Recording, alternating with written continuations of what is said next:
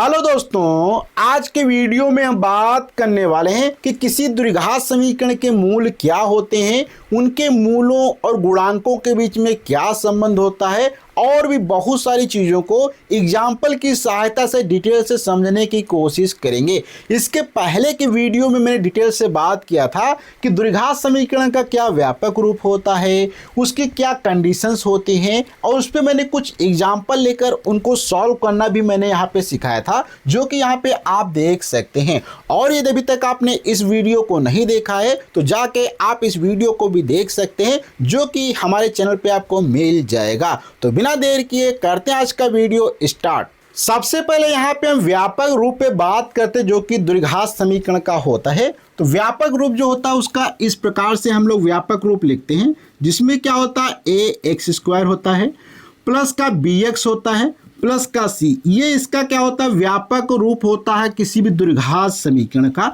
और इस पे मैंने डिटेल से बात किया था, जो कि इसके पहले का वीडियो है।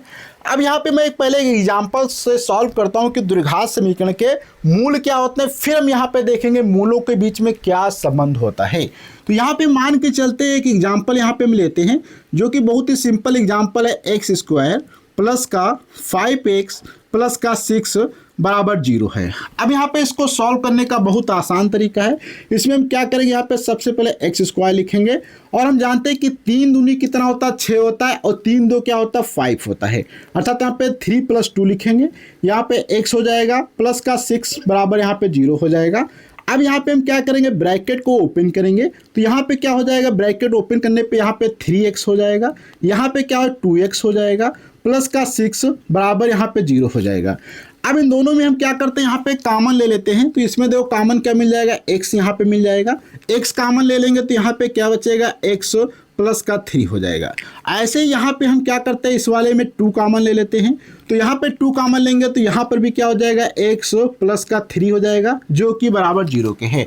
ध्यान दें, जब भी कभी आप कॉमन लेंगे इसके बाद यहाँ पे ये दोनों चीज़ें ब्रैकेट के अंदर हमेशा सेम आनी चाहिए। अगर सेम नहीं आती इसका मतलब आपने कोई ना कोई कहीं पे मिस्टेक किया है। तो यहाँ से ये हो जाएगा। फिर यहाँ से हम क्या करेंगे, यदि इसमें x प्लस 3 कॉमन ले लेते हैं तो यहाँ पे क्या बचेगा, देखो यहाँ पे हमने क्या किया, x जो इसमें x प्लस 3 का कॉमन ले लिया है तो यहाँ पे ये बच जाएगा आपका x और ये बच जाएगा आपका 2, इस प्रकार से बराबर 0।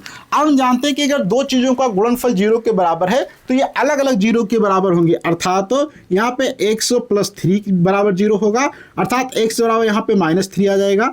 इसी प्रकार से यहाँ पे x प्लस 2 बराबर 0 होगा, अर्थात x बराबर यहाँ पे -2 आ जाएगा। तो फाइनल रूप से देखें तो यहाँ पे हमारे x बराबर 1 -3 निकल के आता है और यहाँ पे 1 जो है 2 निकल के आता है। अब ये जो यहाँ पे निकल के आए हैं इन्हीं को हम क्या कहते हैं, इस समीकरण के मूल कहा जाता है।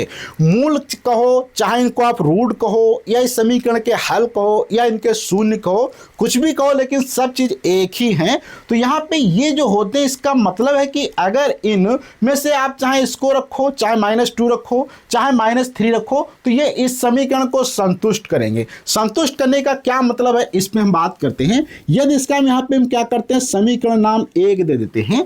तो यहाँ पे हम समीकरण 1 है, अगर इसी समीकरण को हम यहाँ पे क्या करते हैं, एक बार फिर से लिख लेते हैं, एक्स स्क्वायर प्लस का 5x प्लस का 6 बराबर 0। अब इसमें आप देखेंगे दो पक्ष हैं। एक ये पक्ष इधर का क्या कहलाता है, इसको हम बायां पक्ष कहा जाता है। क्या हो जाएगा, ये हमारा यहाँ पे बायां पक्ष हो जाएगा और उधर का पक्ष यहाँ पे आप देखेंगे ये हमारे यहाँ पे क्या है, दायां पक्ष दिया है। ठीक, इसमें क्या है, यहाँ पे दो पक्ष दिए गए।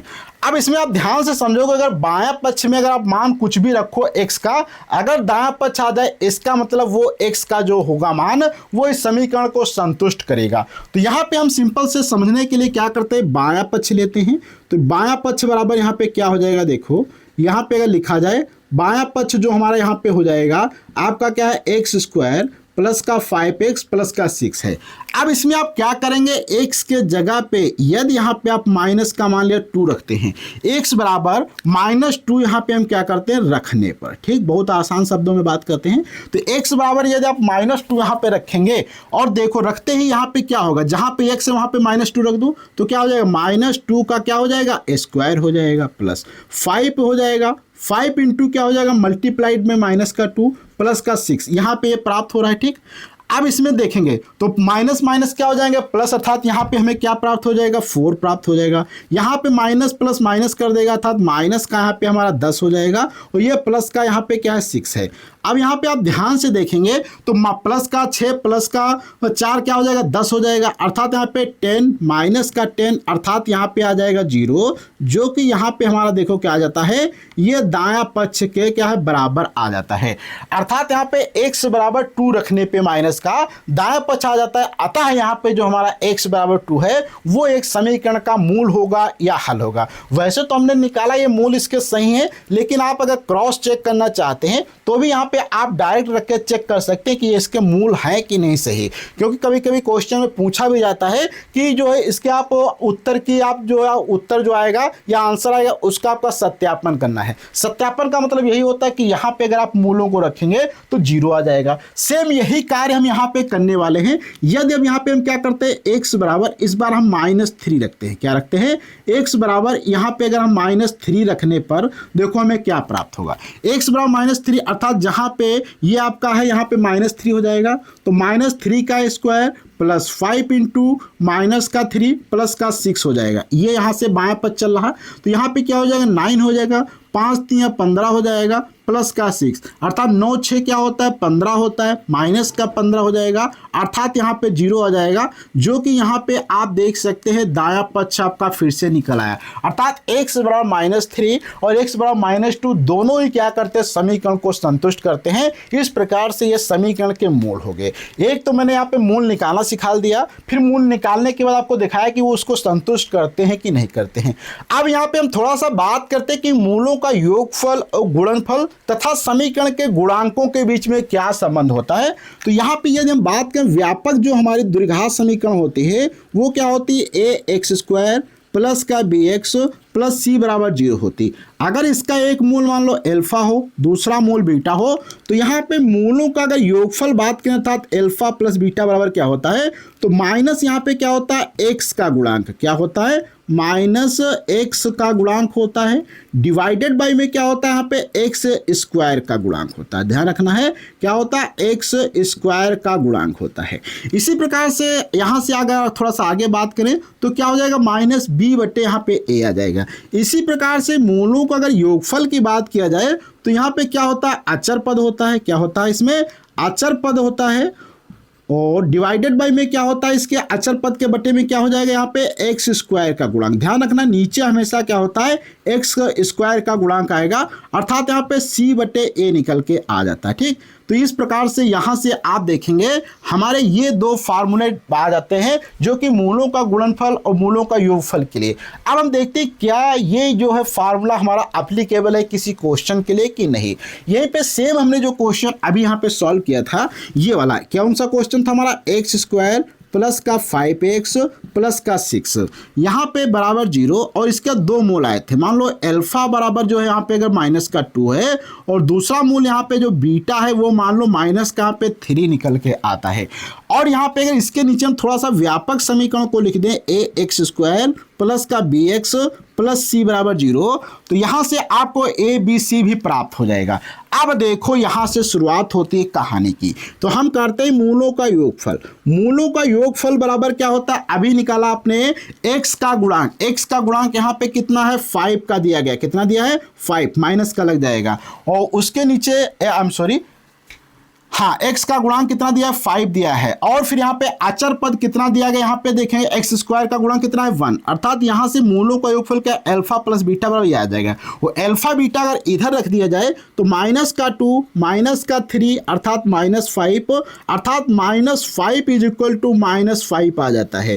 देखो कितना अच्छा क्वेश्चन हमने सॉल्व किया कि मूलों का योगफल जो कि आपने यहाँ से मूलों को सॉल्व किया है वहां से जो मूल है उनको आप जोड़ते हैं, जो प्राप्त होता है वही डायरेक्ट यहां से आप बता सकते हैं कि -x का गुणांक बटे x² का गुणांक जो होता है वो आपके मूलों का योगफल होता है। सेम ऐसे अगर यहाँ पे मूलों के गुणनफल की बात करें तो मूलों का गुणनफल बराबर क्या होता है, यहाँ पे अभी हमने देखा अचर पद होता है। अचर पद यहाँ पे क्या दिया समीकरण में देखेंगे तो यहाँ पे 6 दिया है, डिवाइडेड बाय में क्या रहेगा x² का गुणांक अर्थात 1 रहेगा। सेम यहाँ पे आ जाएंगे तो मूल क्या हमें -2 प्राप्त है और दूसरा मूल कौन है -3 प्राप्त है और ये 6, तो तीन 3 दूनी 6 माइनस माइनस प्लस हो जाए, देखो यहां से भी क्या 6 के बराबर 6 आ जाता है। तो देख सकते हैं ये क्वेश्चन यहां से यहां तक सॉल्व करने में आपको ज्यादा टाइम लगेगा, क्योंकि यहां पे आपको पहले मूल निकालेंगे फिर आप मूलों का योग बता सकते हैं। लेकिन आप इन दो फार्मूलों की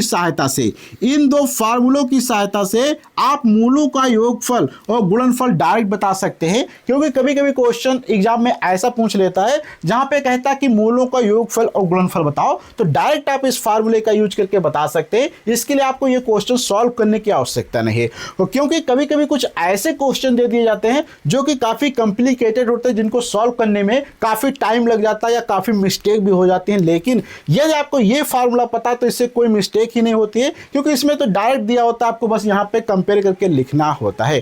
तो ये यहां तक हो जाता है। अब यहां पे एक हम आपको और चीज बताते हैं कि अगर आपको मान लो मूल पता हो तो मूलों से आप कैसे समीकरण पुनः प्राप्त करेंगे। इसके लिए यहां पे फार्मूला हमारा होता है एक्स स्क्वायर माइनस यहां पे होता है मूलों का योगफल इंटू एक्स प्लस यहां पे मूलों का क्या होता है गुणनफल इज इक्वल टू 0।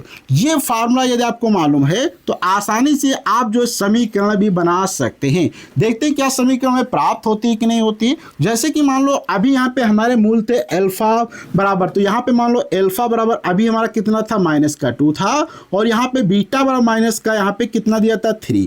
तो यहाँ पे मूलों का अगर हम योगफल की बात करें तो क्या हो जाएगा -2 -3, अर्थात यहाँ पे फाइनली -5 आ जाएगा। इसी प्रकार से मूलों का अगर गुणनफल किया जाए तो -2 मल्टीप्लाइड बाई -3, अर्थात यहाँ पे हमारा 6 आ जाएगा। अर्थात मूलों का योगफल यहाँ से हम देखेंगे तो -5 आता है और मूलों का गुणनफल यहाँ से 6 आता है। यदि इसी को यहाँ पे हम इसमें पुट कर दें तो देखो हमें क्या प्राप्त होगा, एक्स स्क्वायर माइनस का मूलों का योगफल कितना है -5 एक्स रहेगा, प्लस मूलों का गुणनफल कितना है 6 है बराबर 0। अर्थात यहाँ से माइनस माइनस क्या कर देगा, प्लस कर देगा, अर्थात एक्स स्क्वायर प्लस का 5x प्लस का 6 बराबर 0 यहां से आ जाता है। और यहां पे आप देख सकते हैं जो हमारी समीकरण यहां पे दी गई थी एक्स स्क्वायर प्लस का 5x प्लस का 6, वही समीकरण हमने यहाँ पे प्राप्त कर लिया। बस यहाँ पे हमें क्या थे, मूल मालूम थे। अर्थात कहने का मतलब यदि आपको कभी 2 मूल दे दिए जाएं तो आसानी से आप इस फार्मूले का यूज करके उस समीकरण बना सकते हैं। यदि आपको कोई समीकरण दिए गए हैं तो आप इस विधि का यूज करके डायरेक्ट यहाँ पे इसके मूल निकाल सकते हैं। और यदि आपसे डायरेक्ट पूछ दे मूलों का योगफल और गुणनफल तो आप इस फार्मूले का यूज करके सॉल्व कर सकते हैं। तो आज का वीडियो आपको कैसा लगा, प्लीज आपको अपना फीडबैक कमेंट बॉक्स में देना है। अगले वीडियो मिलेंगे तो कुछ इस पे और आगे की बातें करेंगे। जब तक के लिए धन्यवाद।